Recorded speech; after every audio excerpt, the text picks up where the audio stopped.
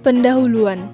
Ketika mengembangkan sistem pengendalian penipuan, sangat sulit untuk mengetahui apa yang harus dilindungi dan bagaimana cara melindunginya jika seseorang tidak terlebih dahulu melakukan penilaian resiko untuk melihat di mana resiko berada dalam entitas. Menurut W. Singleton dan Aaron J. Singleton tahun 2010, tujuan dari program anti-fraud adalah untuk mencegah penipuan, bukan hanya mendeteksinya.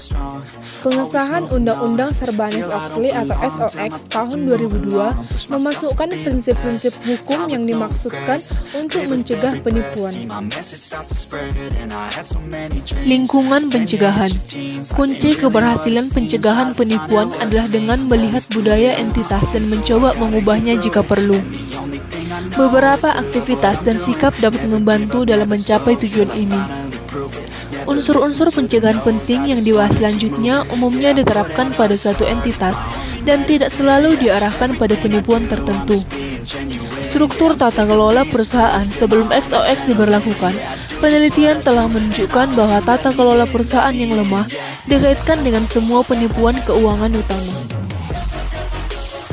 Tujuan keuangan realistis. Menurut Tommy W. Singleton dan Aaron J. Singleton tahun 2010, elemen umum lain dari penipuan utama adalah tujuan yang terlalu optimis yang ditetapkan untuk kinerja perusahaan. Dalam penipuan keuangan di masa lalu, hampir setiap tujuan dan strategi entitas berkisar pada peningkatan laba ke tingkat yang tidak normal untuk industri dan atau entitas itu. Jika pemimpin entitas, terutama dewan, dapat menghindari menetapkan tujuan keuangan yang tidak realistis, akan ada lebih sedikit tekanan pada eksekutif untuk mengambil jalan pintas untuk mencapai tujuan keuangan tersebut. Seperti yang telah dibahas, salah satu kaki dari segitiga penipuan adalah tekanan atau motivasi dan tujuan finansial yang tidak realistis. Kebijakan dan prosedur kebijakan menentukan tujuan dari prinsip entitas, sedangkan prosedur menentukan tindakan yang diambil entitas untuk memastikan tujuan tercapai. Kebijakan dan prosedur mendokumentasikan tindakan dan transaksi yang dianggap tidak etis, serta bagaimana pelanggaran akan diberlakukan. Oleh karena itu, fondasi budaya dan lingkungan anti-fraud untuk setiap entitas yang serius dalam mencegah penipuan adalah kebijakan. Penipuan dan prosedur yang dibuat dengan cermat berdasarkan kebijakan. SOX pada dasarnya membutuhkan perusahaan publik untuk memiliki kebijakan etika. Untuk memiliki budaya anti-fraud yang efektif, entitas harus memiliki kebijakan dan prosedur yang terdiri dari 1. Mendefinisikan penipuan, 2. Menjelaskan publikasi dan komunikasi kebijakan, 3. Menjelaskan implementasi kontrol untuk anti-fraud, 4. Menjelaskan pelatihan, 5. Menjelaskan langkah-langkah audit kecurangan proaktif, 6. Menjelaskan pengujian kontrol anti-fraud, 7. Menentukan kebijakan dan prosedur investigasi, 8. Menjelaskan tindakan yang diambil dalam audit penipuan, 9. Menjelaskan analisis bukti, 10. Menjelaskan resolusi untuk penipuan, 11. Menjelaskan prosedur pelaporan insiden. Tetapi pembuatan etika tertulis atau kebijakan penipuan tidak cukup dengan sendirinya.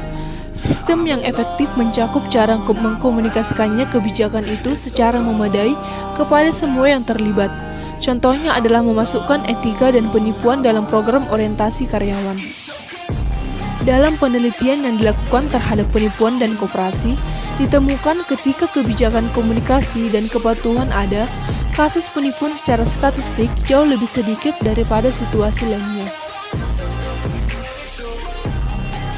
Misalnya, Choso Landmark Study tahun 1998 mempelajari 200 dari 300 kasus penipuan yang ditangani oleh Securities and Exchange Commission atau SEC dari tahun 1987 hingga 1997. Para peneliti menemukan pola khas papan lemah untuk entitas yang diselidiki. 72% diidentifikasi oleh Chief Executive Officer atau CEO, dan 43% menyebut Chief Financial Officer atau CFO sebagai terlibat dalam penipuan. Selain itu, menurut Well Deal and Steal, sebagian besar dewan direksi diketuai oleh mantan atau CEO saat ini. Untuk poin yang selanjutnya yaitu persepsi deteksi. Persepsi deteksi merupakan pencegahan terbaik untuk kejahatan, termasuk penipuan. Bahkan, cara yang menguntungkan biaya dilakukan untuk meminimalkan penipuan agar dapat meningkatkan persepsi deteksi. Ada beberapa cara untuk meningkatkan persepsi deteksi, antara lain, yang pertama, pengawasan.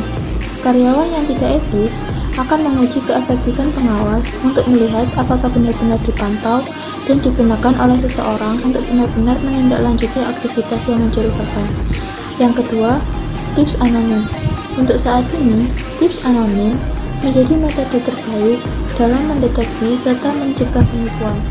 Dalam prakteknya, yang mencakup keterlibatan manajemen yang sesuai, penanganan keluhan secara independen oleh pihak ketiga, dan menggunakan berbagai metode komunikasi seperti telepon, surat, email, dan lain-lain. Yang ketiga, audit internal. Menurut ACFE, audit internal adalah metode deteksi proaktif berperingkat tinggi.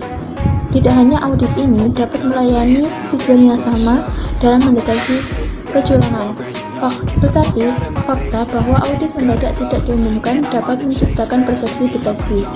Yang keempat, penuntutan. Jika seseorang melakukan penipuan dan tertangkap, entitas ini akan mencari penuntutan dan mungkin memenjarakan. Kebanyakan ahli setuju bahwa penuntutan adalah kunci untuk mempertahankan tingkat persepsi deteksi yang efektif. Yang kelima, penegakan kebijakan etika dan penipuan. Filosofi yang sama juga berlaku untuk kepatuhan terhadap kebijakan penipuan, kebijakan etika, dan kebijakan perusahaan dalam menangani penipuan. Entitas harus menentukan sebelumnya apa yang akan dilakukan jika terjadi penipuan. Kemudian, entitas perlu memastikan untuk memantau dan menindaklanjuti dengan hukuman yang dinyatakan untuk penipuan. Yang terakhir, tangkap saya jika Anda bisa. Persepsi terbesar dari tindakan deteksi adalah menangkap penipu, mengadili dia, dan sangat mempublikasikan apa yang telah dilakukan. Penipu yang baru saja ditangkap dapat secara signifikan meningkatkan persepsi pendeteksian, karena ini berfungsi mendeteksi penipuan dan bersedia untuk menuntut. Selanjutnya, pendekatan klasik. Tinjauan tentang pendekatan klasik untuk mengurangi pencurian, penipuan, dan penggelapan karyawan sangat membantu dalam mengembangkan program pencegahan dan pengendalian penipuan yang efektif. Yang pertama yaitu pendekatan arahan.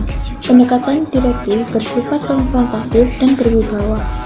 Ketika suatu entitas melakukan sedikit atau tidak sama sekali untuk mencegah penipuan, mungkin itu mengambil pendekatan ini. Jika penipuan benar-benar terjadi dan terdeteksi, mungkin manajemen akan mencatat karyawan tersebut dan mungkin tidak akan menuntut si penipu. Yang kedua, pendekatan preventif. Pengendalian internal dapat digunakan dalam pendekatan preventif, yakni pemisahan tugas dapat memitigasi risiko penipuan, setidaknya sampai pada titik di mana manajemen harus mengesampingkan kendali atau orang harus berkolusi untuk melakukan penipuan yang selalu memungkinkan. Yang ketiga, pendekatan detektif. Dalam pendekatan detektif, manajemen tetap mengkontrol akuntansi dan fungsi audit internal untuk memantau potensi kecurangan dengan secara berkala memverifikasi keabsahan transaksi dan memastikan keberadaan aset. Yang keempat, pendekatan observasi. Pendekatan observasi mengandalkan observasi fisik terhadap aset dan karyawan. Manajemen memantau perilaku karyawan untuk perilaku atau aktivitas yang mencurigakan. Tingkat persediaan berharga dan portable, uang tunai, dan aset sejenis lainnya juga dipantau secara langsung. Yang kelima, pendekatan investigasi. Berdasarkan hasil investigasi untuk variansi yang tidak menguntungkan atau menguntungkan tertentu dalam persediaan barang, bahan, persediaan, dan biaya produk, entitas akan menindaklanjuti untuk menentukan sifat dan luas kerugian dan siapa kemungkinan penyebabnya. Yang keenam, pendekatan asuransi. Pendekatan ini bergantung pada pertanggungan asuransi yang memadai untuk menutupi kerugian yang mungkin terjadi karena penipuan. Meskipun pendekatan ini tidak jelas mengurangi pencurian karyawan, namun pendekatan ini mengurangi pukulan finansial ketika terjadi kerugian akibat penipuan. Biasanya, dua jenis penipuan selalu dapat terjadi kolusi antara dua orang dan pengabaian kontrol oleh manajemen. Selain itu, sifat penipuan ini bersifat bahwa mereka dapat berlanjut dalam skala besar tanpa terdeteksi. Menurut ICFI 1996, 2002, 2004, 2006, dan 2008, fakta tersebut tampaknya menjadi pengalaman banyak perusahaan saat ini, di mana setiap survei menunjukkan biaya penipuan adalah 5 hingga 7% dari total pendapatan. Baik, saya akan menjelaskan mengenai tindakan pencegahan lainnya. Dalam tindakan pencegahan lainnya dapat dibedakan menjadi 4. Yang pertama, pemeriksaan latar belakang. Yang kedua, audit reguler. Yang ketiga, pengendalian internal. Yang keempat, invigilation. Nah, yang pertama ini pemeriksaan latar belakang. Kenapa sih perusahaan harus melakukan pemeriksaan latar belakang? Nah, ini ditujukan untuk mengungkap suatu data diri atau latar belakang dari calon karyawan. Apakah karyawan tersebut memiliki utang yang tinggi atau catatan kriminal, sehingga perusahaan tersebut dapat menilai atau mempertimbangkan karyawan atau calon karyawan yang akan masuk dalam perusahaan tersebut. Yang kemudian audit reguler. Nah, dalam tindakan audit reguler yaitu dimaksudkan untuk pencegahan adanya audit reguler dapat meningkatkan persepsi deteksi dan penggunaan alat audit yang efektif untuk mencari penipuan sehingga dapat mencegah kecurangan. Nah, kunci utama dari penipuan reguler yaitu dengan mengidentifikasi, meninjau, dan menganalisis anomali. Yang selanjutnya yaitu pengendalian internal. Auditor atau pemeriksa keuangan memiliki kemampuan untuk mempengaruhi tekanan atau rasionalisasi, meskipun pihak manajemen dapat mempengaruhi lingkungan yang positif. Nah, kemudian aspek tekanan yang sering terjadi dalam pikiran seseorang mungkin sulit untuk diamati. Nah, kemudian itu dibutuhkanlah dari suatu auditor atau pengendalian internal. Ya, kemudian invigilation. Auditor harus menciptakan lingkungan yang bebas dari penipuan, karena karyawan pada saat ini sangat berhati-hati dalam melakukan aktivitas penipuan. Nah, kemudian itu pengintaian fungsi sebagai tolak ukur dalam apa yang diperoleh entitas dalam pendapatannya. Oleh karena itu, metode yang efektif yaitu dengan metode deduktif cukup bermanfaat, sehingga invigilation memberikan tolak ukur untuk memeriksa pendapatan yang diperoleh. Baik, yang selanjutnya yaitu siklus akuntansi.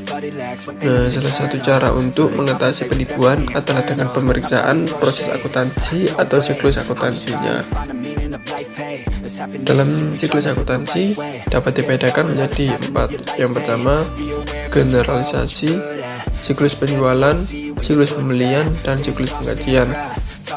Dalam generalisasi, ukuran organisasi merupakan salah satu faktor penting dalam mempertimbangkan pengendalian penipuan.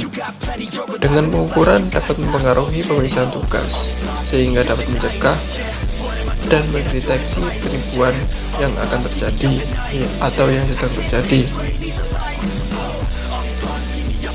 Dalam generalisasi ini tidak selalu benar. Contohnya, pemisahan tugas akan sulit diterapkan dalam organisasi dengan ukuran kecil.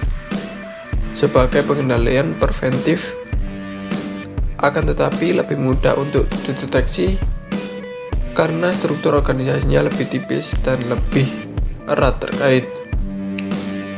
Yang selanjutnya yaitu siklus penjualan. Dalam siklus penjualan terdapat istilah lapping. Lapping merupakan salah satu skema dalam siklus penjualan, dan lapping memerlukan jangka waktu yang lama. Nah, kemudian terdapat 2 langkah pencegahan dalam siklus penjualan. Yang pertama, rotasi paksa tugas dan pengambilan cuti paksa. Dalam banyak kasus, pemisahan tugas dapat membantu pencegahan penipuan dan menjadi langkah otorisasi independen sederhana yang perlu ditambahkan ke proses bisnis. Yang kemudian yaitu siklus pembelian. Dalam siklus pembelian, presentasi penipuan tertinggi dalam siklus pembelian berkisar pada pencairan dana yang curang. Untuk melakukan penipuan ini, salah satu pihak perlu menambahkan vendor ke dalam daftar resmi. Kemudian otorisasi independen yang sederhana adalah dengan pemisahan tugas, sehingga penipuan dapat diminimalisir. Ya, yang selanjutnya yaitu siklus penggajian.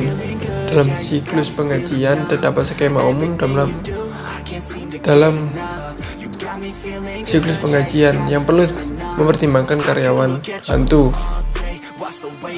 Nah, karyawan hantu itu sendiri adalah karyawan yang sudah tidak bekerja dalam perusahaan tersebut, tetapi